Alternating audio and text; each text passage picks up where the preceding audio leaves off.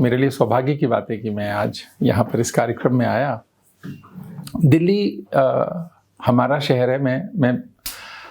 मैं वैसे कई बार खुद ही कंफ्यूज होता हूँ कि मैं कहाँ का रह गया, क्योंकि हम लोग की जो फैमिली तो बुलंदशहर की रहने वाली है, लेकिन मेरे फादर प्रोफेसर थे मैथमेटिक्स के कुरुक्षेत्र यूनिवर्सिटी में। तो मैं तो 3-4 साल का थे जब कुरुक्षेत्र आ गए। वहाँ से हरियाणा में भी नौकरी करी। उसका दिल्ली में इंद्रप्रस्थ यूनिवर्सिटी का प्रोफेसर हूँ कंप्यूटर साइंस का। यहाँ से गुजरात गया, MS यूनिवर्सिटी बड़ौदा का 2 टर्म वाइस चांसलर रहा। फिर NSUT है, Netaji Subhash university of technology का वाइस चांसलर। डायरेक्टर होता था तब, NSIT होता था वो, Netaji Subhash institute of technology. उसके बाद दिल्ली टेक्नोलॉजिकल यूनिवर्सिटी का वाइस चांसलर रहा। तो सेकेंड टर्म जब शुरू हुई थी, उसके बाद में अभी मुझे दिल्ली यूनिवर्सिटी की जिम्मेदारी मिली है। तो इसी तरह की एक जर्नी रही है और कोशिश करते हैं कि शिक्षा में अच्छा काम करने की कोशिश करें, क्योंकि यदि किसी भी व्यक्ति के जीवन को बदलना है, किसी भी समाज के और किसी भी देश के जीवन को बदलना है, तो शिक्षा ही उसको बदलने का एक माध्यम है। और सबसे आसान माध्यम भी है, सबसे सशक्त माध्यम भी शिक्षा है। इस कारण से अच्छा लगता है कि ईश्वर ने शिक्षा में काम करने का मुझे मौका दिया। उसके लिए मैं भगवान का भी धन्यवाद करता हूँ। हम लोग अपने सवाल। हाँ प्लीज। सर मैं सुशील राघव। आप सर दिल्ली यूनिवर्सिटी में शताब्दी वर्ष जब शुरू हुआ तब आप आए जी, और आपको 1 साल पूरा हो गया, तो इसके लिए आपको शुभकामनाएं और बधाई। सर शताब्दी वर्ष में कई सारे प्रोग्राम शुरू हुए और जो चल रहे हैं लगातार, तो इसमें और जो महत्वपूर्ण कार्यक्रम है वो क्या है, और आपका 4 साल का एजेंडा क्या है दिल्ली यूनिवर्सिटी को लेकर? देखिए, दिल्ली विश्वविद्यालय 100 साल का विश्वविद्यालय हो गया और मुझे उसको संभालने की जिम्मेदारी मिली। तो मैं समझता हूँ मेरे लिए बहुत सम्मान की बात है कि कितना अच्छा प्रतिष्ठित विश्वविद्यालय में काम करने का मुझे मौका मिला है। 100 वर्ष का हुआ और दिल्ली, आप देखिए 100 वर्ष की अगर उपलब्धि कहें तो ये इस शहर, हमारे दिल्ली शहर के हर घर में, हर मन में ये दिल्ली विश्वविद्यालय गया। इवन अगर राष्ट्रीय परिदृश्य में भी देखेंगे तो आपको लगेगा हर कस्बे में, हर शहर में आपको इस विश्वविद्यालय के विद्यार्थी मिल जाएंगे पढ़े हुए, और उन्होंने अपने अपने तरीके से देश की सेवा करने की कोशिश की है। 100 वर्ष में उपलब्धियां तो बहुत होंगी विश्वविद्यालय की, उसको बड़ा मुश्किल है कि बताना और समझना, लेकिन ये सही है कि जिस काम के लिए बना उसने इसको अच्छे से किया इस विश्वविद्यालय ने। जब ये 100 का हुआ तो हमने सोचा कि कुछ अलग से करने की कोशिश करनी चाहिए। शताब्दी वर्ष है, कार्यक्रम करना एक बात है, वो तो हमने करे ही हैं, अभी कर ही रहे हैं। एक हमने सोचा कि ऐसा चांस दिया जाए कि जो लोग पिछले 100 साल में इस विश्वविद्यालय में आए पढ़ने, लेकिन किसी कारण से कोर्स पूरा नहीं कर सके, तो उनको कहा, हमने खोला कि आइए आपको कोर्स पूरा कीजिए। और जिस कारण से हो सकता है कि आज आपको उसकी आवश्यकता न भी हो, लेकिन एक आपके मन में अच्छा भाव आएगा। तो हमें जितनी हमने सोचा था उससे बहुत ज़्यादा रिस्पॉन्स आया। ऐसे ऐसे लोगों ने अप्रोच किया, किसी की 70 साल थी, किसी की 65 साल थी, किसी की 75 भी थी, किसी की 50 थी और 40-45 के भी थे, कि उन्होंने कहा कि हमको अपना कोर्स, किसी की लॉ छूट गई थी तो किसी का कोई सब्जेक्ट, तो हमने उनको अलाउ किया कि आप आइए। तो जब उनका एग्ज़ाम देने के लिए हमने व्यवस्था की तो मैंने कहा ये लोग को अब आदत नहीं है, तो थोड़ा स्पेशल इनकी व्यवस्था करी जाए कि चाय वाय सर्व कर दें, कुछ और कर दें, क्योंकि ये विद्यार्थी उस तरह के नहीं हैं। आपको मतलब हैरानी होगी कि जब उनको एग्ज़ाम देख रहे थे कि ये लोग एग्ज़ाम दे रहे हैं, उसमें बहुत सारे प्रतिष्ठित व्यक्ति भी है, जिन्होंने बहुत सारे, माइंडट्री के को-फाउंडर हैं मिस्टर बागची, जो एग्ज़ाम देने आए। उनको तो पैसे की भी कोई ज़रूरत नहीं है, कोई डिग्री लॉ उनकी रह गई थी, उनका मेरे मन में था कि किसी तरह से हम पूरी करें। ये हमने एक बहुत अच्छा, मैं समझता हूँ, काम किया, जिस कारण से करीब 10,000 से ज़्यादा लोगों ने रजिस्टर किया हमारे को। और धीरे धीरे इसको अभी हमने ख़त्म नहीं किया है, वैसे तो 1 साल में है, लेकिन अगर और भी कुछ आएगा तो आगे चला भी सकते हैं। ये एक अच्छा काम हुआ। दूसरा, हमने एक सोचा है कि हम ना अब इस विश्वविद्यालय को दिल्ली के और NCR के लोगों के लिए खोलना चाहते हैं। इसका मतलब है, हमारी स्कीम हम शुरू कर रहे हैं, कॉम्पिटेंसी एनहांसमेंट स्कीम। मतलब क्या है कि अभी तक विश्वविद्यालय क्या था, बहुत ना ऐसे बंधे हुए हैं, आइसोलेटेड हैं समाज से, उस सेंस में कि बच्चा प्रोग्राम में रजिस्टर करता है, आता है, पढ़ता है और चला जाता है। BA में किया, BCom में किया, किसी में भी किया, MA किया, PhD किया। अब हमने कहा कि कोर्स वाइज आप रजिस्ट्रेशन कर सकते हैं। जैसे आप जर्नलिस्ट हैं, किसी को एनिमेशन में कोई कोर्स करना है और मान लेते हैं कि हमारी एनिमेशन लैब बहुत अच्छी है, तो आप एनिमेशन के ही कोर्स में रजिस्टर करो। उन्हीं बच्चों के साथ आपको बैठना होगा, पढ़ना होगा और उसके बाद एग्ज़ाम देना होगा, अलग से क्लास नहीं होगी। तो यदि आप मतलब इसमें टाइम स्पेयर कर सकते हैं तो एक अनोखा मौका रहेगा। एक तो यूनिवर्सिटी का फील आएगा समाज को, और उससे फिर लोग उसमें रजिस्टर होंगे अलग अलग कोर्सेज में अपने हिसाब से। एक व्यक्ति 2 कोर्सेज में रजिस्टर हो सकता है और हम फिर उसका सर्टिफिकेट इशू करेंगे जो कि उसकी ज़िंदगी में कुछ वैल्यू ऐड करेगा, प्रोफेशन में करेगा, लाइफ में कर सकता है। बहुत सारे जो लेडीज़ हैं घर में होती हैं, उनका बड़ा मन होता है कि कुछ बिजनेस शुरू करना है या कुछ और करना है, कुछ विधा सीखनी है। उसके लिए भी हमारी ये योजना बड़ी उपयोगी साबित होगी, हमको ऐसा लगता है। तो ये तो बना ली है, अब इसको हम मार्च से लॉन्च करेंगे जब हमारा सेकंड सेमेस्टर शुरू होगा। क्योंकि अभी क्या हो रहा है, सेमेस्टर थोड़ा डिले चल रहा है, पहला सेमेस्टर लेट एडमिशन्स हुए हैं, ये मार्च में ख़त्म होगा। तो जब ये सेकंड सेमेस्टर शुरू होगा उस समय इसको लॉन्च करेंगे और फिर ये इस तरह से ये चलेगी इसको कि लोगों के ज़िंदगी में परिवर्तन लाने के लिए छोटे छोटे कोर्सेज में, आप साइबर लॉ सीखना चाहते हैं, सिर्फ आपको लगता है कि मेरे को एक कंप्यूटर का ही कोर्स करना है, तो वो ऐसे करके यूनिवर्सिटी हमने खोलने की कोशिश की है।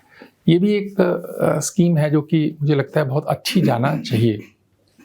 तीसरी चीज़ क्या है, एक ना क्योंकि ये बहुत पुराना विश्वविद्यालय है, तो पुराने जो संस्थान हैं उसकी बहुत सारी अच्छाइयाँ होती हैं तो कुछ कमज़ोरियाँ भी आ जाती हैं उसमें। उसके बहुत सारे हिस्टोरिक रीज़न हो सकते हैं। जैसे क्या है कि दिल्ली विश्वविद्यालय में 4-5 हज़ार वैकेंसीज़ हैं, टीचिंग पोस्ट खाली हैं। असल में वो खाली नहीं है, उन पर कोई ना कोई ज़्यादातर पर काम भी कर रहा है, एडहॉक पे काम भी कर रहा है। लेकिन क्योंकि बहुत वर्ष से इंटरव्यू नहीं हो पाते रेगुलर किन्हीं कारणों से, तो हमने सोचा कि अपने मन से एक वायदा किया कि इससे बाहर लाएंगे इस विश्वविद्यालय को।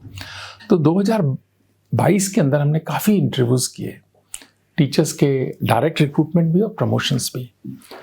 और आपको जान के अच्छा लगेगा कि 5200 कुछ एग्जैक्ट मेरे को नंबर मैं दे सकता हूँ, अभी मेरे पास यहाँ पे तो नहीं है, गाड़ी में है। हाँ, मैं दे दूँगा। 5200 के आसपास लोगों का प्रमोशन हुआ और 800 से ज़्यादा टीचर्स की नियुक्तियाँ हुई हैं पिछले 1 साल के अंदर। तो उससे क्या होता है कि जब हम किसी को एडहॉक पे लंबे समय चलाते हैं, वो सिस्टम के लिए भी अच्छा नहीं है और उस बच्चे के लिए भी अच्छा नहीं है।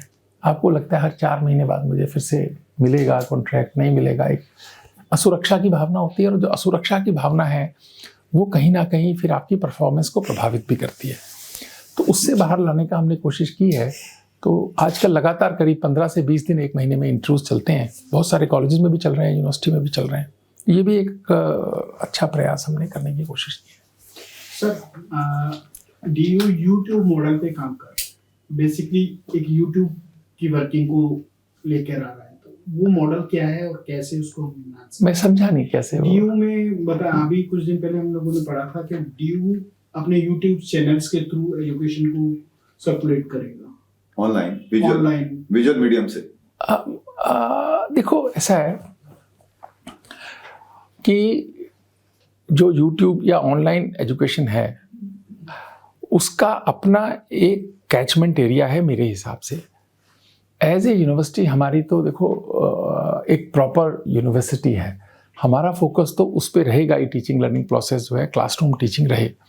लेकिन सप्लीमेंट करने के लिए, सपोर्ट करने के लिए हम इसको बढ़ावा देंगे ऑनलाइन एजुकेशन को, लेकिन इसको रिप्लेस करने के लिए नहीं देंगे। ये एक बात हमारी है। तो थोड़ा बहुत कोर्सेज वगैरह जैसे किसी को बच्चे को करने हैं तो अलाउ कर सकते हैं, लेकिन हमारा जो open and distance learning programme है जहाँ पर करीब 2 लाख विद्यार्थी पढ़ते हैं, उसमें हम ऑनलाइन माध्यम से आने वाले वर्षों में चाहेंगे कि ज़्यादा से ज़्यादा पार्टिसिपेशन बढ़े और एक इफेक्टिव डिलीवरी हम स्टूडेंट्स को दे पाएँ। ये हमारा स्कूल ऑफ ओपन लर्निंग का हमारा ये एक इनिशिएटिव है। That's meant for that only. हाँ। दिल्ली यूनिवर्सिटी में हर कोई पढ़ना चाहता है, सबका सपना होता है। जी, मेरा ये सवाल है कि इसमें जो पास आउट होते हैं, जितने भी स्टूडेंट्स पास आउट होते हैं, लाखों होते हैं, उनके रोजगार के लिए भी कुछ आपने सोचा है कि उनको रोजगार मिले हर कोर्स में, कि वो मतलब ठीक जगह वो व्यवस्थित हो जाए समय के अनुसार? देखिए, जो राष्ट्रीय शिक्षा नीति हम अब लागू कर रहे हैं, पिछले साल, इस साल हमारा जो एडमिशन किए हैं हमने, उसमें नए अंडर ग्रेजुएट करिकुलम फ्रेमवर्क में किए हैं। तो उसमें हमारी कोशिश ये है कि 4 वर्टिकल हैं उसके। एक तो ये हो गया कि आपका कोर्स है जिसमें आपने एडमिशन लिया, कॉमर्स पढ़ रहे हैं, कुछ भी पढ़ रहे हैं, उसके साथ में आप चाह सकते हैं कि मेरा को कॉमर्स तो पढ़ना है लेकिन मेरा कोई स्पेशल इंटरेस्ट साइकोलॉजी में भी है, या मेरा इंटरेस्ट जर्नलिज्म में है, या मेरा इंटरेस्ट लॉ में है। तो हम ये बोलते हैं कि आप लॉ के 6 कोर्सेज 28 क्रेडिट आपको लॉ से करने होंगे अगर आपको वो वाला माइनर लेना है। तो एक तो मल्टी डिसिप्लिनरी यहाँ से आता है कि मैंने मेजर किया कॉमर्स में, माइनर किया लॉ में, या मेजर किया लॉ में, माइनर किया मैंने साइकोलॉजी में। वो हमने इस अब नए करिकुलम में खोल दिया है, मतलब अब धीरे धीरे इसको इम्प्लीमेंट कर रहे हैं। ये तो 2 वर्टिकल हो गए इसके मल्टी डिसिप्लिनरी। तीसरा वर्टिकल है स्किल का, कि हर सेमेस्टर में आपको एक कोर्स जो है स्किल ओरिएंटेड लेना होगा, और उसमें स्किल के लिए कोई कोर्स भी ले सकते हो, इंटर्नशिप कर सकते हो, किसी इंडस्ट्री में अप्रेंटिसशिप कर सकते हो, वो आपके करिकुलम में साथ साथ चलेगा। और चौथा एक वर्टिकल है वो वैल्यू एडिड को। वैल्यू एडिड का मतलब आपको अच्छा इंसान कैसे बनना है। स्पोर्ट्स हमारी ज़िंदगी से बाहर हो गया, सबको प्लेयर नहीं बनना होता, पर खेलने से सबका सेहत और शरीर और मन अच्छा रहता है। तो हमने उसको भी उसमें डाला है। स्पोर्ट्स के 4 कोर्सेज डाले हैं, एनसीसी है, एनएसएस है, सॉफ्ट स्किल्स हैं, कम्युनिकेशंस हैं, राइटिंग स्किल्स हैं। तो इस तरह के कोर्सेज भी हैं। तो इस तरह ये 4-5 वर्टिकल इकट्ठे हर सेमेस्टर चला करेंगे। तो उससे क्या है कि एक ना मतलब अलग से कोई नौकरी के लिए कोर्सेज चलाने की बजाय जो सभी कोर्सेज हैं उसमें हमने उसके प्रावधान डाले हैं इसमें, तो उसका धीरे धीरे फ़ायदा होगा। ये तो एक बात हुई। दूसरा फिर है कि इंडस्ट्री को इनवाइट करना, इंटरव्यूज़ कराना, वो दिल्ली यूनिवर्सिटी पहले भी करती थी, उसको हम फर्दर स्ट्रेंथन कर रहे हैं प्लेसमेंट्स को। लेकिन उनको उसके लिए तैयार करने के लिए हम ये नई व्यवस्था में उसको काफ़ी सारा हमने इसमें अटेम्प्ट लिए हैं। तो धीरे धीरे सर, सीयूईटी के बाद यूजीसीएफ जो 2022 में लागू किया गया, और फिर इस पर भी आरोप लगे हैं कि इसे भी हड़बड़ी में टुकड़े में लाया गया है जिसमें कि चेंजेस करने पड़ेंगे। तो डीयू जैसी संस्था में इतने बड़े प्रोजेक्ट को इतनी हड़बड़ी में लॉन्च करने की क्या जरूरत आनी पड़ती है?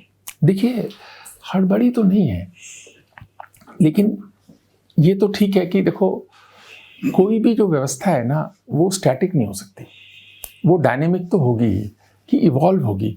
हमने जब ये पहली बार सीयूईटी आया, आप ये देखिए, विश्व का सबसे बड़ा एग्ज़ाम था।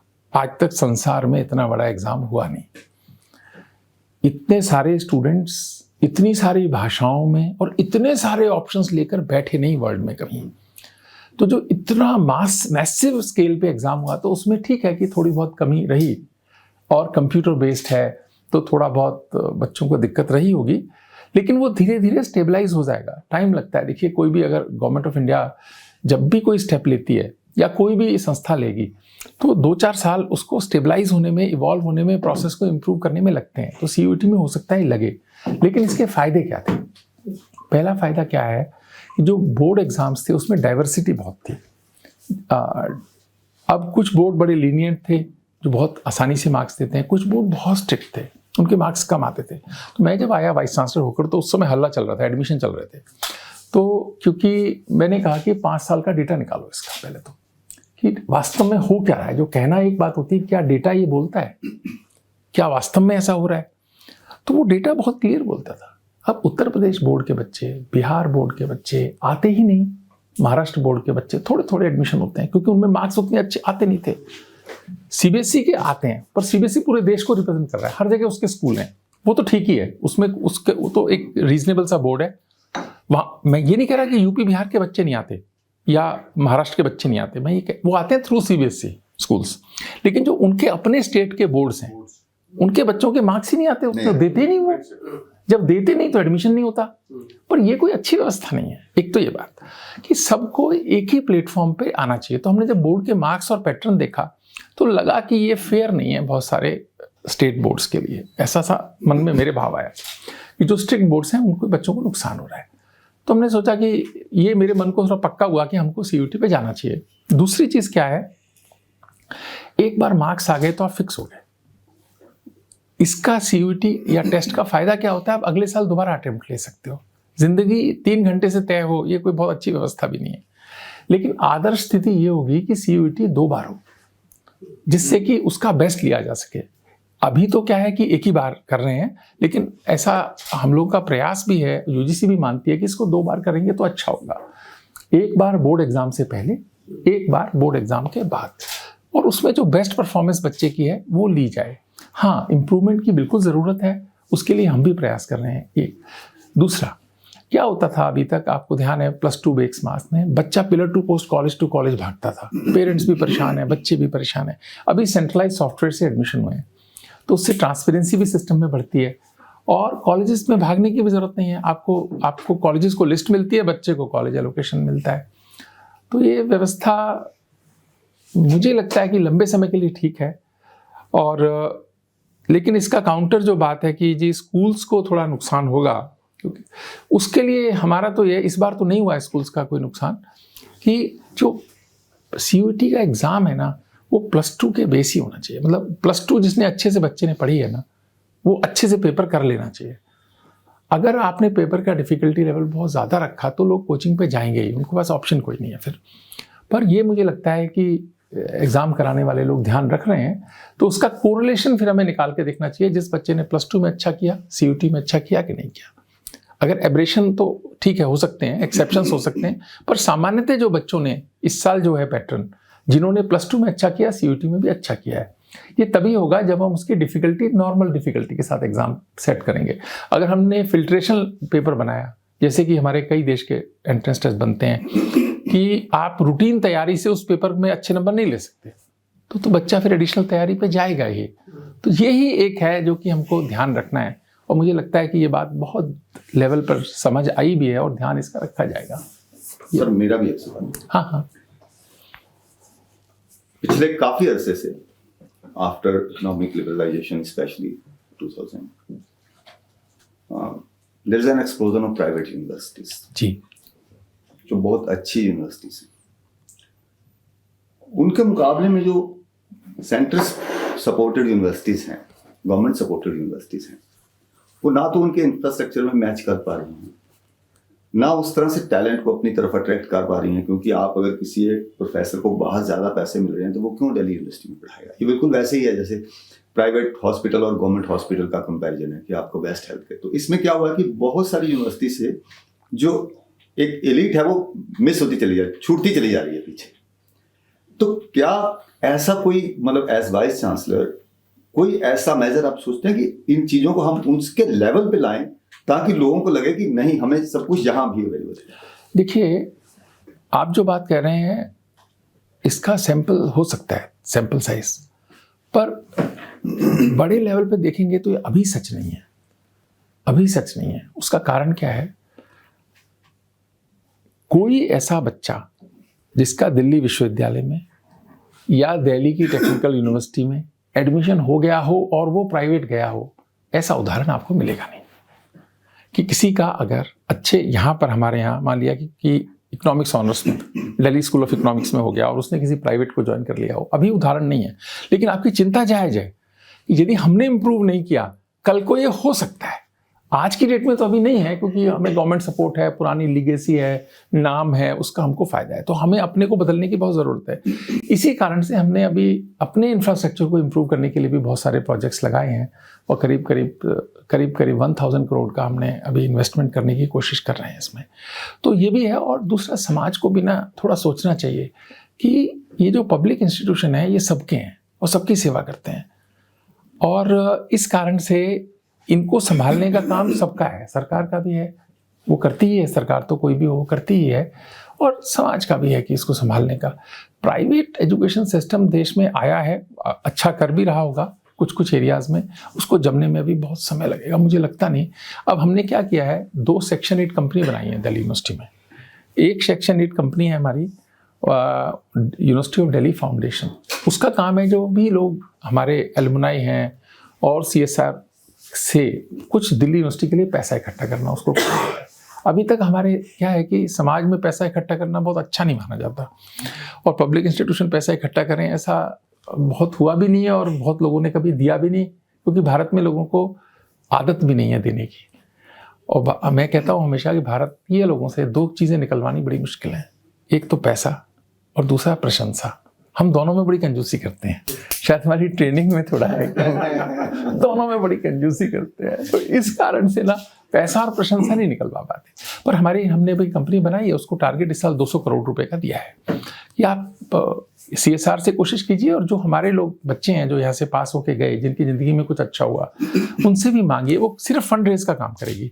और दूसरी कंपनी है जो कि ये इंक्यूबेटर चलाएगी, इनोवेशन है, स्टार्टअप कल्चर को करेगी, जिससे कि हमारे पास में कुछ हमारे से यूनिकॉर्न्स यदि कल को बनते हैं तो उसमें हम कुछ ना कुछ पार्टिसिपेशन करें। तो हमें ना ऑल्टरनेटिव सोर्स ऑफ इनकम तो अब जनरेट करने पड़ेंगे। 21st सेंचुरी है। आप ये देखिए, हमारा मतलब मुझे नहीं पता कि ये छापना चाहिए कि नहीं, मैं वैसे बोलता हूँ समझ के लिए सिर्फ, कि हमारा करीब 1000 करोड़ का बजट है। 1000 करोड़ तो बहुत होते हैं, सरकार से आते हैं 1000 करोड़, सारे तनख्वाह और पेंशन में खत्म हो जाते हैं। Exactly. That's what the problem is. This is all government institutions. सारे तनख्वाह और पेंशन देने में खत्म हो जाते हैं। तो सरकारें कितना करें? सरकार की भी तो लिमिट है ना। इसका मतलब हमें थोड़े सोर्सेज और अपने बनाने चाहिए। संसार भर के जो अच्छे विश्वविद्यालय हैं, चाहे सरकारी हो चाहे प्राइवेट हो, वहाँ पर फीस से करीब 20% आता है पब्लिक इंस्टीट्यूशंस में। खर्चे का 20% फीस से आता है। तो हमने इसके लिए भी सोचा है आने वाले वक्त में, अभी तो नहीं, कि थोड़ा बहुत हमें मन बनाना चाहिए कि आप, लेकिन जो नहीं दे सकते, जैसे हमने अभी एक फंड जनरेट किया है, पब्लिक फंड अपना यूनिवर्सिटी का ना, कोर स्टूडेंट सपोर्ट फंड, कि जिसकी भी इनकम 5 लाख से नीचे है उससे तो फीस हमको लेनी नहीं चाहिए। पेरेंटल इनकम 5-6 लाख है, उनसे क्या लेना है। लेकिन किसी की मान लो 20 लाख है, 30 लाख है, वो तो 2-4 हज़ार रुपये की फीस दे सकता है ना, उनसे हमको लेना भी चाहिए। ऐसा सा मन हमारा है। लेकिन उसके हमने कुछ स्लैब्स बनाने की कोशिश कर रहे हैं कि 4 लाख 8 लाख तक के स्लैब्स हो जाएं, कि इतने तक वाले बच्चों से तो आप मत ही लो, या जितना भी ले रहे हो 100-200 500 रुपये फीस है तो ठीक है। लेकिन उससे ज़्यादा दे सकते हैं, हमको तो 1000-2000 रुपये फीस देनी चाहिए ना, 4000 रुपये देनी चाहिए। पैसे होंगे तो कहीं लगेंगे, काम में लगेंगे। तो इस पर भी अभी हम विचार कर रहे हैं, अभी तो बहुत ज़्यादा नहीं। लेकिन इसका ये मतलब नहीं है कि ये प्राइवेटाइजेशन है। हमारे को कैप रखनी चाहिए पब्लिक इंस्टीट्यूशन को, कि हमारे एक्सपेंडिचर का 10% फीस से आएगा कम से कम। तो 10 तो इतना बड़ा नहीं है कि मतलब जैसे दिल्ली यूनिवर्सिटी हो गया, हम मानते हैं कि हमारा 150 करोड़ रुपए हमको फीस से लाना चाहिए। तो थोड़ा बहुत चीज़ों में खर्च हो, ऐसी सी बात है। तो देखते हैं कि इसमें क्या कर सकते हैं। पर पब्लिक इंस्टीट्यूशन ने इस देश को बनाने में बहुत योगदान दिया है और आगे भी देगा। तो इसको मजबूत रहे वो बहुत ज़रूरी है, क्योंकि अभी हमारा देश ऐसा नहीं है कि इनके बिना चल सकता है, और चलना भी नहीं चाहिए। किसी भी देश को क्यों चलना चाहिए? सरकार को भी इन्वेस्ट करना चाहिए और समाज को भी इन्वेस्ट करना चाहिए। अभी हमारे देश में क्या है, सरकार को हम ये जिम्मेदारी देकर ना अलग हो गए। समाज जिम्मेदारी नहीं ले रहा जरा भी इसमें, उसको भी लेना चाहिए इसमें। उसका तरीका हमने जैसे एक सेक्शन 8 कंपनी रखी है, एक बार कल्चर डेवलप होगी तो लोगों को 100-200 500 हज़ार रुपये देने में किसी को कहाँ दिक्कत है? कोई दिक्कत नहीं है। ऐसा सा कल्चर एक डेवलप हो, मेरे को तो ये बहुत इच्छा है कि होना चाहिए हमारे को। हाँ सर के सवाल से जुड़ा हुआ सवाल है। एक आरोप भी रहता है, और ये हर विश्वविद्यालय के साथ, जो हर कुलपति के सामने समस्या की तरह भी है। एक तो ये कि पाठ्यक्रम बना लेना, बहुत अच्छा पाठ्यक्रम बना देना एक अलग बात है, लेकिन एक अच्छा फैकल्टी, एक अच्छी फैकल्टी तैयार करना, क्योंकि फैकल्टी ही विश्वविद्यालय की संपत्ति है कुल मिला, इसका अभाव तमाम विश्वविद्यालय में दिखाई देता है। और दिल्ली विश्वविद्यालय पर ये भी है कि ज्यादातर जो आपका फैकल्टी मेंबर है वो पॉलिटिक्स की तरफ जाता है, तो उसका असर ये होता है कि न रिसर्च हो पाता है ठीक से, न विद्यार्थियों को उस तरह से मोटिवेट, उनके साथ विद्यार्थियों का झुंड चलता तो है लेकिन दूसरे मकसद से चलता है। वो पढ़ाई लिखाई करने का मकसद कम होता है, वो किसी अध्यापक के पीछे अगर 20 विद्यार्थी घूम रहे हैं तो उसका मकसद दूसरा होता है। तो ये चीज कंट्रोल करने के लिए तो यूजीसी ने भी पहल की थी कि कुछ रिसर्च की तरफ इनको लगाया जाए, कुछ नंबर दिए गए, और हर विश्वविद्यालय। तो आपके सामने ये चुनौती किस तरह से आप इस तरह के टैकल करेंगे ताकि विद्यार्थियों को? देखिए, आज किसी भी विश्वविद्यालय के जो टीचर्स हैं वो ये नहीं कह सकते कि हमको तनख्वाह कम मिलती है। हमारे देश की जितनी ताकत है उससे ज़्यादा तनख्वाह देश देता है अपने टीचर्स को, इसलिए कोई ये नहीं कह सकता कि मुझे तनख्वाह कम मिलती है। 2 लाख, 2.5 लाख, 3 लाख की तनख्वाहें हैं महीने की, समाज में किसको मिल रही हैं? क्योंकि देश ये समझता है कि इनकी जिम्मेदारी ज़्यादा है इसलिए देता है और दे रहा है। ऐसा मतलब मैं इस पर कोई मुझे संकोच नहीं है कहने में कि देश की ताकत नहीं है इतनी तनख्वाह देने की, फिर भी देता है क्योंकि वो सोचता है ये प्रायोरिटी सेक्टर है हमारा, हमें देना चाहिए। लेकिन टीचर्स को भी हमारे सबको सोचना है कि हमारा आचरण उसके अनुरूप है कि नहीं है। एक्टिविज्म जो 20वीं शताब्दी का था, 21वीं शताब्दी में कितना लेके जाना है इसको। इस एक्टिविज्म से सारे देश की टेक्सटाइल मिल बंद हुई, हमने देखा कितना ज़्यादा मैन्युफैक्चरिंग इंडस्ट्री बंद हुई, हमने देखा। एजुकेशन में जो एक्टिविज्म है अब इसको नए रूप में आना चाहिए। ये 20वीं शताब्दी वाला नारेबाजी वाला एक्टिविज्म जो है बहुत उपयोगी अब नहीं है। इसको थोड़ा बहुत नहीं, बहुत ज़्यादा बदलने की ज़रूरत है। मैं ऐसा नहीं कह रहा कि टीचर्स की एसोसिएशन नहीं होनी चाहिए, उनको स्वतंत्रता नहीं होनी चाहिए, वो तो रहेगी क्योंकि यूनिवर्सिटी है, स्वतंत्र सब हैं ही। लेकिन अगर आप नारेबाजी करते हैं आपके बच्चों पर क्या प्रभाव पड़ता है? आपसे वो कैसे इंस्पायर होंगे कि अगर आप ही सारा दिन नारे लगाएंगे? तो ये एक सोचने वाली बात है जिसमें कि मुझे लगता है कि पर दिल्ली विश्वविद्यालय में अच्छी बात क्या है कि यहाँ इसको 2 पार्ट में लेना होगा। एक्टिविज्म दिल्ली विश्वविद्यालय में मैंने पीजी डिपार्टमेंट्स में तो नहीं है। पीजी डिपार्टमेंट एंड जो पीएचडी ये जो हैं यूनिवर्सिटी टीचिंग डिपार्टमेंट्स हैं, इसमें तो कोई एक्टिविज्म नहीं है। ये तो नॉर्मल डिपार्टमेंट्स हैं। ये कॉलेजेस में है एक्टिविज्म जितना है, और कॉलेजेस का एक्टिविज्म से विश्वविद्यालय भी प्रभावित होता है क्योंकि वो उसके अपने कॉलेजेस हैं। तो ये तो अब टीचर्स को सोचना ही चाहिए कि ये मतलब 21वीं सदी में कितना हमको एक्टिविज्म करना चाहिए इसमें। मैं तो अब बहुत ज़्यादा क्या कहूँ इसमें, लेकिन ये है कि मैं तो उससे सहमत हो नहीं पाता इतने एक्टिविज्म से। सारा समय आप सर अपने देश में जो हायर एजुकेशन सिस्टम है वो वर्ल्ड का लार्जेस्ट माना जाता है। लेकिन अगर हम वर्ल्ड क्लास एजुकेशन की बात करें तो हमको दुनिया के दूसरे देशों की ओर देखना पड़ता है। कोई लड़का भागना चाहता है वहाँ कि हमको वहाँ एडमिशन मिले। वो स्थिति भारत में कैसे आए? किन किन बिंदुओं पर हम बात कर सकते हैं, क्या क्या उदाहरण रख सकते हैं जिससे कि वो स्थिति भारत में आए आपकी समझ से? देखिए, ये तो सही बात है कि अंतर्राष्ट्रीय जो आज स्टैंडर्ड्स हैं उसके पैरामीटर्स में हमारे विश्वविद्यालय नहीं आ पा रहे। तो देश चिंता भी है कि पहले 200-300 में हम लोग में से विश्वविद्यालय नहीं आ पा रहे हैं।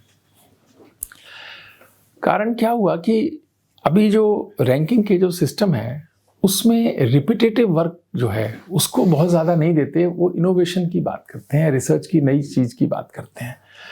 हमारी जो शिक्षा प्रणाली रही अभी तक उसमें हमने इन्फॉर्मेशन को शेयर करने में काफ़ी काम किया और अच्छे से बच्चों को पढ़ाया भी और उन्होंने अच्छा भी किया, लेकिन बहुत नया विश्वविद्यालयों में नहीं हो पाया। और हमारी जो रिसर्च भी है वो प्राइमरीली एक्सटेंशन वर्क है, रीडेफिनेशन है, रीइंटरप्रिटेशन है और एक आइडियाज़ के साथ थोड़ा सा इधर उधर करना है। लेकिन कोई बहुत ओरिजिनल वर्क हमारे विश्वविद्यालय से नहीं निकल पाया अभी तक। तो इसी कारण से ये माइंडसेट जो था ये अब बदलने लगा है, क्योंकि सबको चिंता इसकी तो है।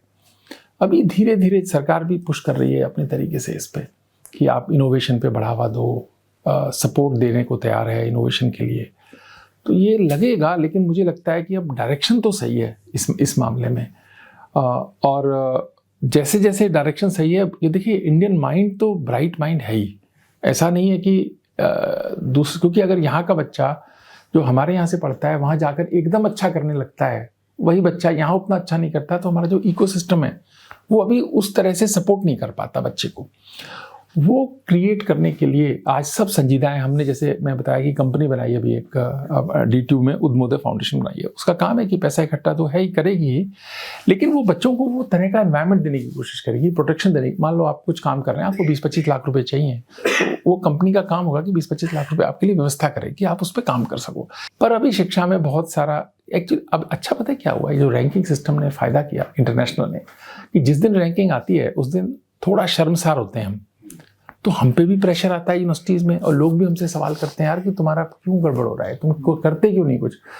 तो वो एक मतलब अपने को अच्छा दिखाने की जो चाह होती है वो हमारे अंदर भी है, तो इसलिए वो मेहनत करवाएगी। अब पहले ऐसा था नहीं, तो चल रहा था, हम भी आराम से थे, लोग भी आराम से थे। अब अब मुझे ऐसा लगता है कि समाज हमें भी आराम से और देश, अब तो क्या हो रहा है कि पॉलिटिकल सिस्टम भी सजग हो गया। वो पूछते हैं तुम्हारी रैंकिंग कैसे कम होगी, तुम्हारे को कमी क्या है। पहले तो ऐसा पैरामीटर नहीं था, हम चौड़े हो गए जो बोल देते थे वो चल जाता था। आज वो स्थिति नहीं है और अच्छी बात है। हमारी जवाबदेही तो है ना कि हमें इसको इम्प्रूव करना है। जैसे दिल्ली विश्वविद्यालय का देखिए, हमारे कॉलेजेस बहुत अच्छा कर रहे हैं, एक से एक रैंकिंग में बेटर आते हैं, क्योंकि उसमें रिसर्च कंपोनेंट नहीं है। इंडियन रैंकिंग में, कॉलेजेस की इंटरनल रैंकिंग में रिसर्च नहीं है तो फिर थोड़ा सा उसका वेटेज है, थोड़ा सा तो हम बेस्ट आते हैं, क्योंकि हम उसी के लिए ट्रेंड हैं, ट्यून्ड हैं। लेकिन जो यूनिवर्सिटी रैंक होती है ना, उसमें रिसर्च पे बहुत एक्सपेक्टेशन है, हम उतना अच्छा नहीं करते, इसलिए हम नीचे आ जाते हैं उसमें। तो बहुत सही कहता हूं मैं कि दिल्ली विश्वविद्यालय के कॉलेजेस बहुत अच्छा कर रहे हैं रैंकिंग में, यूनिवर्सिटी अच्छा नहीं कर रही। क्योंकि जब यूनिवर्सिटी की रैंकिंग होती है तो कॉलेजेस की नहीं होती, उसमें अंडर ग्रेजुएट कॉलेजेस की, यूनिवर्सिटी टीचिंग डिपार्टमेंट्स की होती है। वहाँ हैवी वेटेज है रिसर्च पे, जहाँ हम थोड़े कमज़ोर हैं।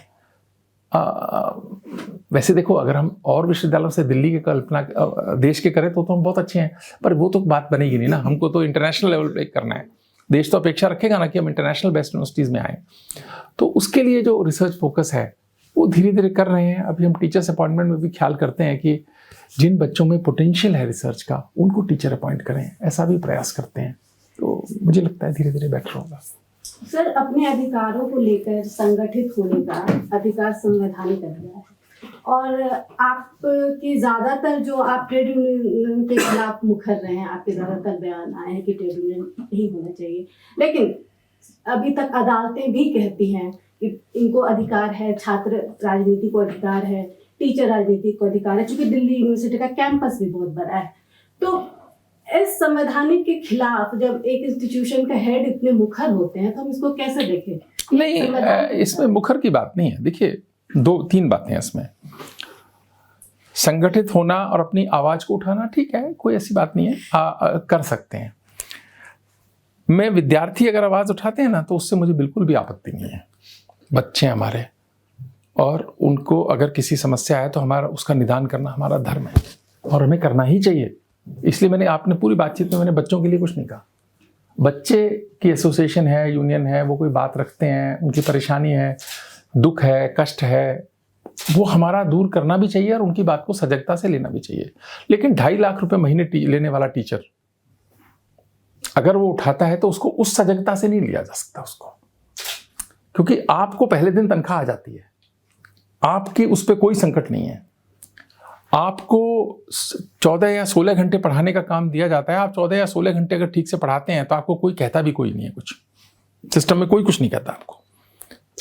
लेकिन उसके बावजूद बहुत अपेक्षाएं सिस्टम से रखना, तो रख तो सकते ही हैं आप, रखिए, लेकिन देश कितनों को देगा? ये देश की अपनी ताकत है, अपनी वो है। बच्चों के लिए नहीं कह रहा मैं सिर्फ टीचर्स को कह रहा हूँ जिनको 2.5 लाख रुपए की तनख्वाह मिल रही है। कम नहीं होती 2.5 लाख रुपए महीना लेना किसी के लिए भी। तो हमारी जिम्मेदारी बड़ी बनती है उसके लिए, क्यों नहीं? और हमें हमारा जिम्मेदार कंडक्ट होना चाहिए टीचर का। देखिए, देश में समस्या हो, टीचर आवाज़ बुलंद करे, बहुत अच्छी बात है। किसी व्यवस्था के खिलाफ अगर आपको करनी है, आपके तो कष्ट ही नहीं कम होते। रोज छोटी छोटी चीज़ों पे आप लगे रहते हैं, सारा दिन आप लगे रहते हैं। कोई बात हुई, मतलब कोई ठीक है, देश में आंदोलन की ज़रूरत है, कोई आप कर रहे हैं, आप नेतृत्व कर रहे हैं, तो हमें भी क्या बुरा लगेगा? हम सब देश के बच्चे हैं।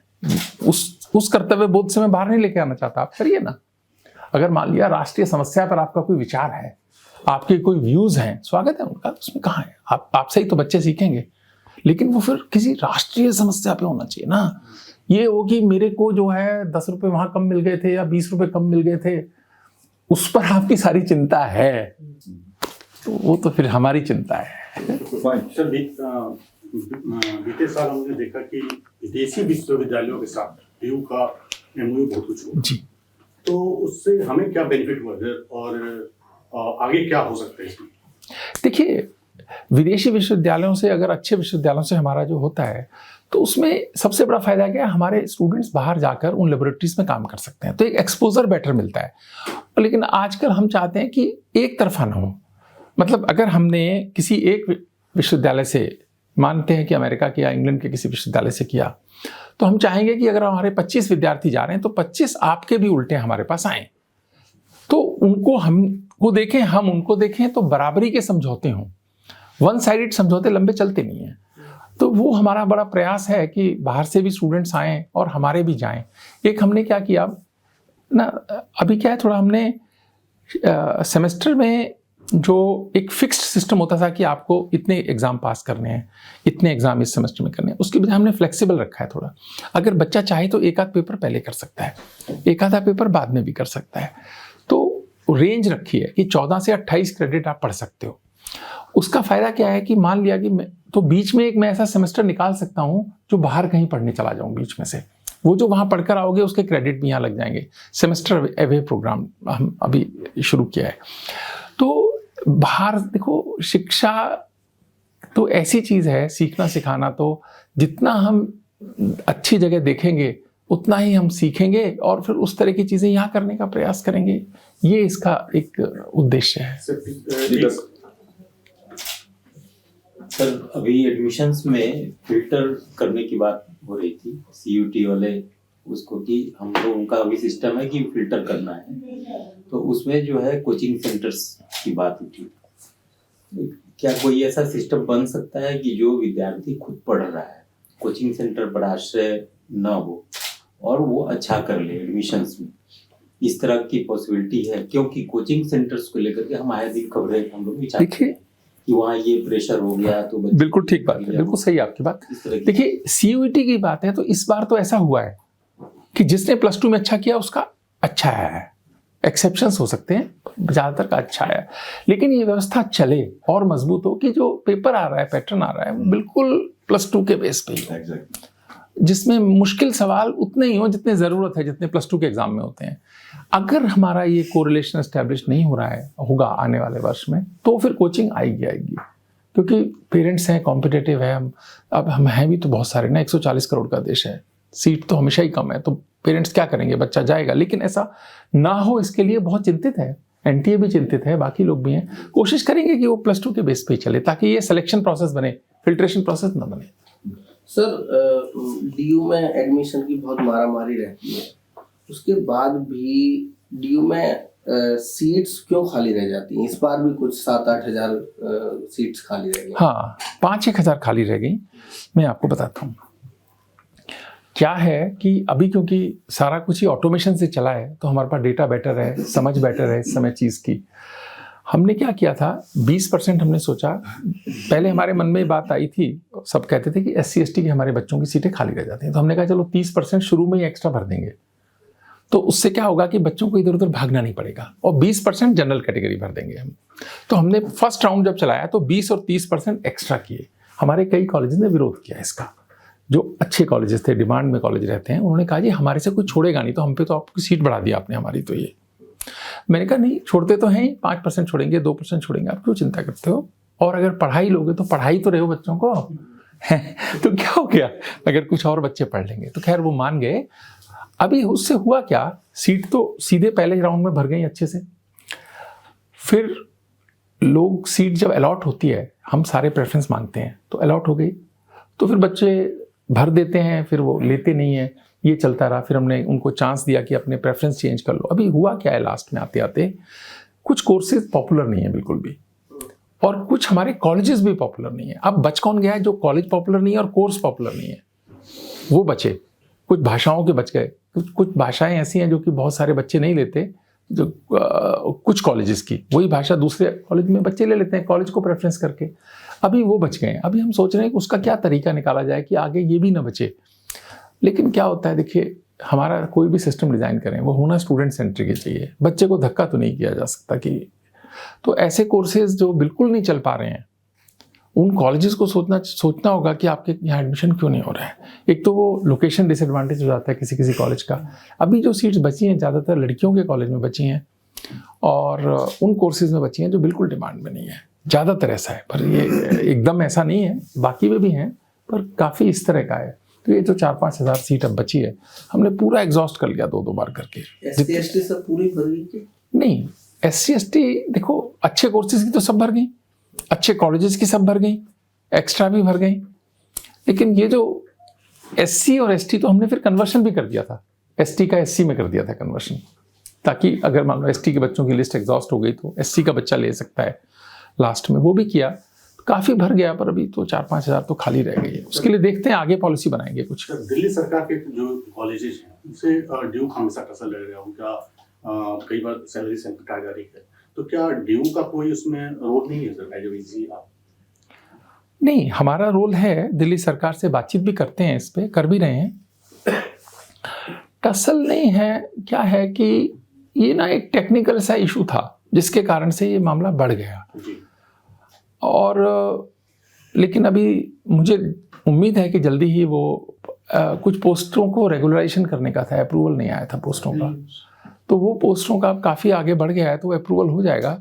अभी तक क्या था कि सरकार क्या कर, जो गवर्निंग बॉडी होती हैं कॉलेजेस की, वो क्या है कि कॉम्पिटेंट होती हैं पोस्ट को क्रिएट करने के लिए, और वो फिर भर्ती करने के लिए भी पोस्ट क्रिएट कर सकती हैं, अपॉइंटमेंट कर सकती हैं रिक्वायरमेंट के हिसाब से। फार्मूला यूजीसी का है ही। लेकिन इसके साथ एक और बात है, पैटर्न ऑफ असिस्टेंस है दिल्ली सरकार का, या किसी भी फंडिंग एजेंसी का हो सकता है, इनका है। वो कहते हैं यदि आपने हमको बिल फाड़ना है तो हमसे अनुमति चाहिए, आप अपने यहाँ पोस्ट क्रिएट करके हमें बिल थमा दो तो ये नहीं चलेगा। आपको हमसे अप्रूवल चाहिए कि हमको इतनी पोस्टों की हमें पेमेंट करनी है।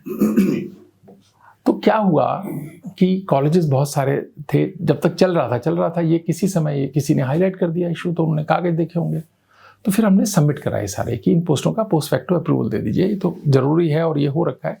तो वो मान भी गए कि हम अप्रूवल दे देंगे, तो अभी प्रोसेस में है, तो अप्रूवल हो जाएगा, तो ये प्रॉब्लम दूर होगी।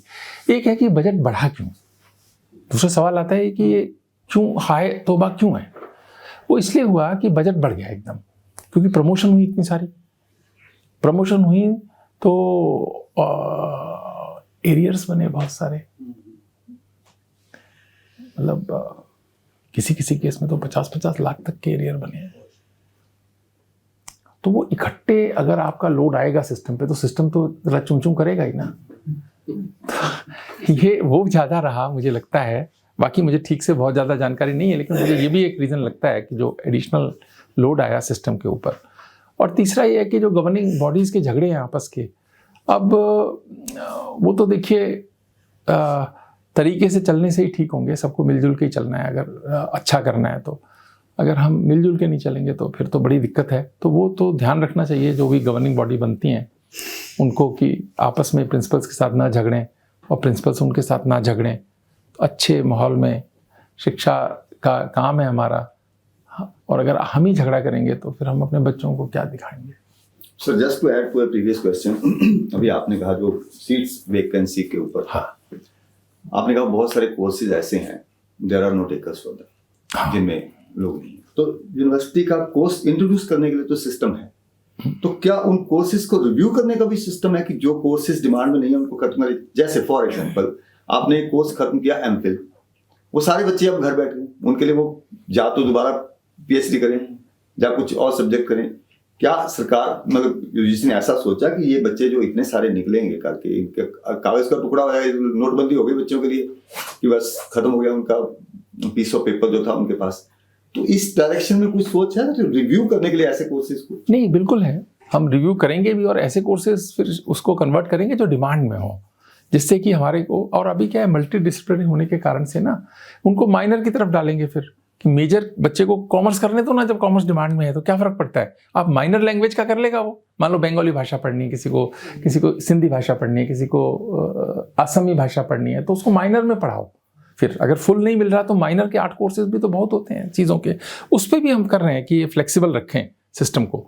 आने वाले इस पे करेंगे विचार, और इसको दूर कैसे हो इस पे सोच रहे हैं। इम्बैलेंस भी तो है ना, एक डिपार्टमेंट में 2 बच्चे हैं, टीचर हैं, हाँ, रेवेन्यू इम्बैलेंस भी तो है ना, बिल्कुल है, जो आपने और किया।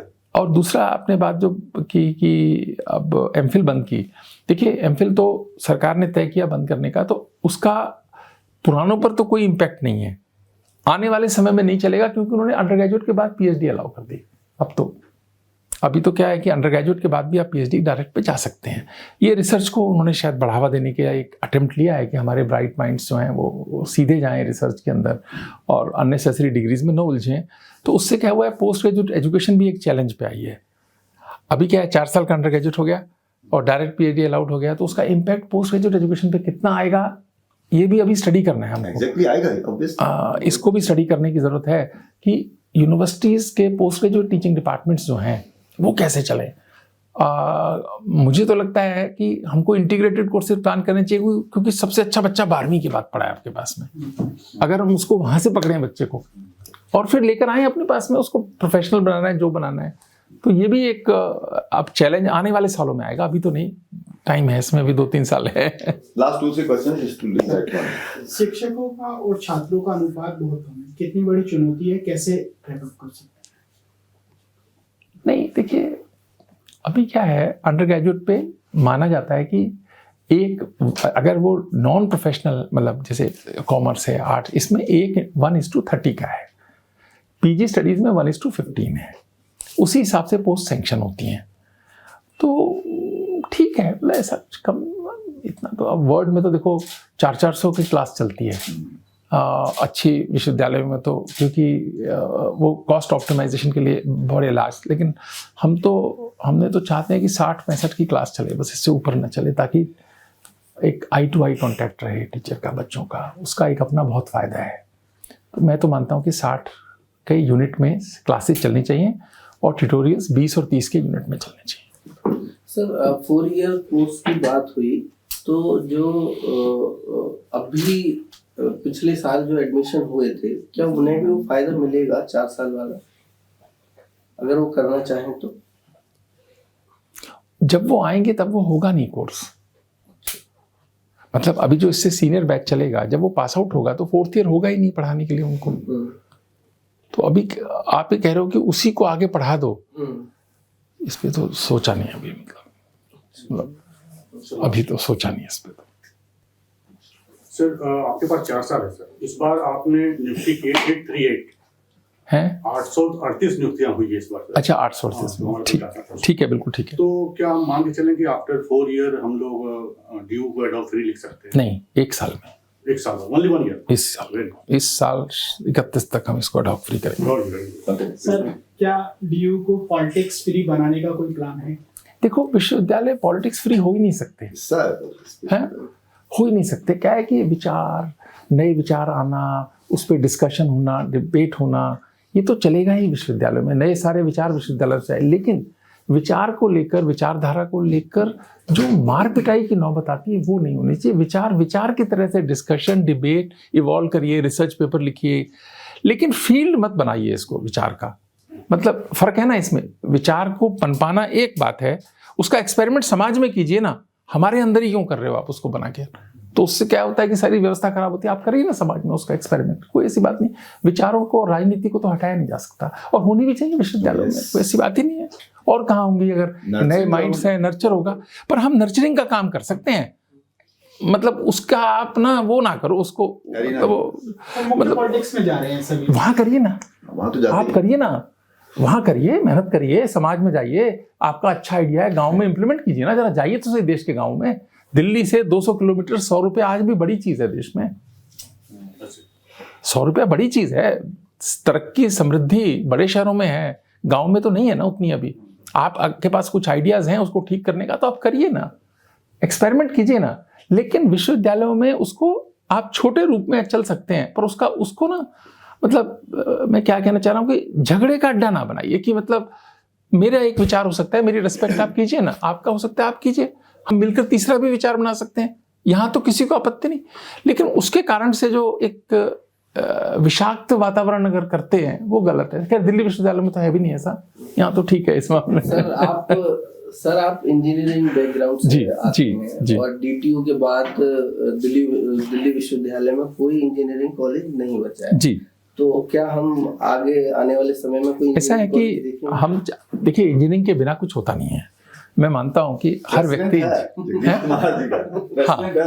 तो हम तो चाह रहे हैं कि हमारा अपना एक इंजीनियरिंग डिपार्टमेंट्स हो। उसके लिए हमने यूजीसी ने अप्रूवल कर दिया हमारे 3 डिपार्टमेंट्स को, electrical engineering, electronics and communication engineering और एक कंप्यूटर साइंस एंड इंजीनियरिंग। लेकिन अभी वो मिनिस्ट्री ऑफ एजुकेशन ने भी कर दिया, अभी एक्सपेंडिचर मिनिस्ट्री पे है इस समय हमारा प्रपोजल। तो मैं आई एम क्वाइट होपफुल कि अभी थोड़े दिन में वो अप्रूवल आ जाएगा तो अगले साल हम एडमिशन करेंगे। उससे क्या होगा, जैसे अब AI है, मशीन लर्निंग है, आर्टिफिशियल इंटेलिजेंस है, डेटा एनालिटिक्स है, अब जब मेजर माइनर कॉन्सेप्ट है तो हमारे मैनेजमेंट के बच्चे को भी डेटा एनालिटिक्स पढ़ने का अधिकार तो है ना। एक्सपर्ट्स तो वहाँ हैं उसके, और मैनेजमेंट के एक्सपर्ट्स वहाँ हैं, तो उस विधा से दूर नहीं रखना चाहिए। तो इसलिए हम चाहते हैं कि इंजीनियरिंग के 3 डिपार्टमेंट जो कि बहुत इफेक्ट करेंगे सारे सिस्टम को एजुकेशन के, उनको हम यहाँ शुरू करेंगे नॉर्थ कैंपस में। Sir it's Second last, because I last. आपका जो हमने सुना है कि नेशनल इंटरनेशनल लेवल पर 250 शोध प्रकाशित हो चुके हैं। हाँ। तो जो शोध प्रकाशित हुए हैं वो एजुकेशन सिस्टम में जैसे आपको कोई बड़ा अचीवमेंट मिला हो, वो 2-3 चीजें बताइए। उसमें कौन से ऐसे शोध थे जिसका अचीवमेंट एजुकेशन सिस्टम में आपको बहुत ज्यादा बेनिफिट मिला शोध के जरिए? देखिए, एजुकेशन में तो मेरे शोध के जरिए मुझे कुछ ऐसा नहीं मिला। क्या है कि मैं सॉफ्टवेयर इंजीनियरिंग में काम करता था, अभी तो बहुत समय नहीं मिलता, लेकिन मैं स्टूडेंट हूँ सॉफ्टवेयर इंजीनियरिंग का। तो सॉफ्टवेयर इंजीनियरिंग में मेरी किताब है जो विश्व में चलती है, एक देश में बहुत अच्छी चलती है, और फिर 23-24 PhD कराए मैंने उसमें। वो एक टेक्निकल फील्ड है कि कैसे सॉफ्टवेयर को टेस्ट करते हैं, कैसे सॉफ्टवेयर का वो काम करते हैं।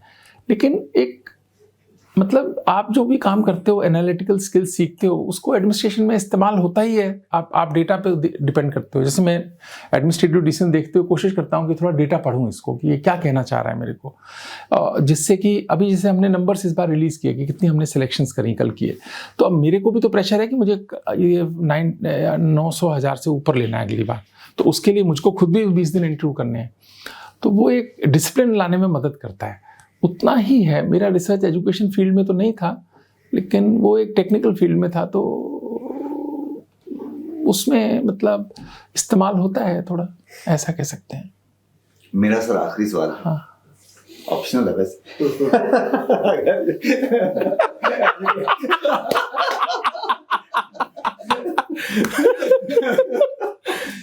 सर, वाइस चांसलर्स की अपॉइंटमेंट में राजनीति के दखल पे आपका क्या है? So I said it's optional.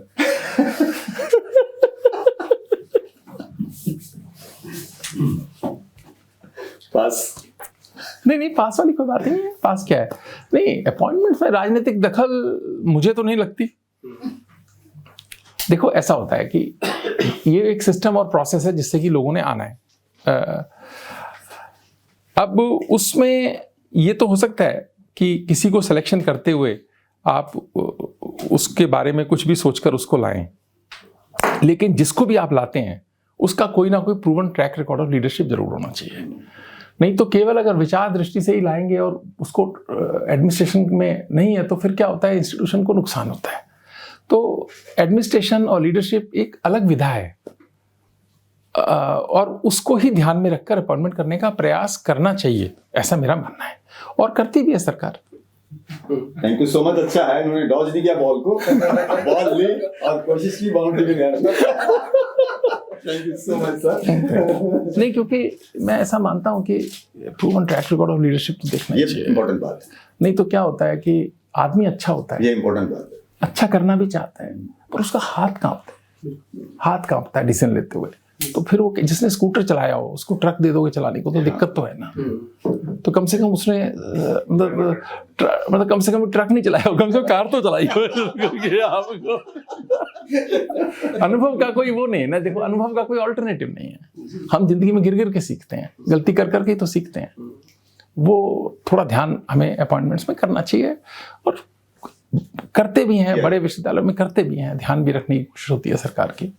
बाकी तो निर्णय होता है, कई बार देखो व्यक्ति लगता है अच्छा है, नहीं सिद्ध हो पाता, वो तो फिर व्यक्ति की कमी हो गई ना। नहीं अच्छा सिद्ध हुआ, व्यक्ति की कमी हो गई। लाए तो सोच के अच्छा ही थे, कौन चाहता है कि हमारी बदनामी हो इसको लेकर, सब अच्छा ही सोच के लाते हैं हर एक को। तो शुक्रिया sir, thank you so much. Thanks a lot.